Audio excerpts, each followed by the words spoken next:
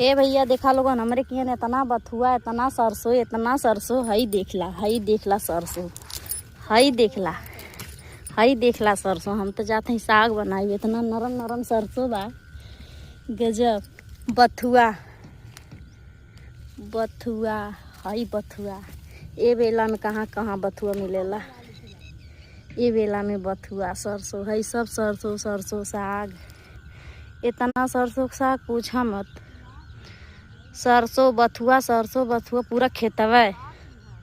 जेके साग खाए खेते कमेंट करके बताई भैया के साग पसंद है। हमके तो बहुत पसंद है। इतना पानी लगले के बादो बाऊ आए के दिखाइए एमे कचड़ पचड़ गोड़े भर कचड़ा पचड़ा लग गया। ये देखा भंस जात है इतना बारिश भइल है। लेकिन हम बाऊ साग खोटल ना छोड़ब, चाहे बस जाई चाहे जौन मन जवन होखो।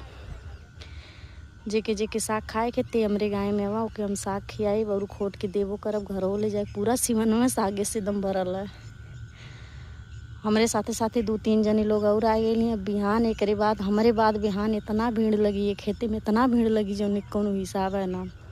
जे देखी कि बथुआ बा भैया सब आई आराम से खूटी एक बाद लेके जाई और सबके बताई के साग खाए के फटाफट कमेंट करा लोग।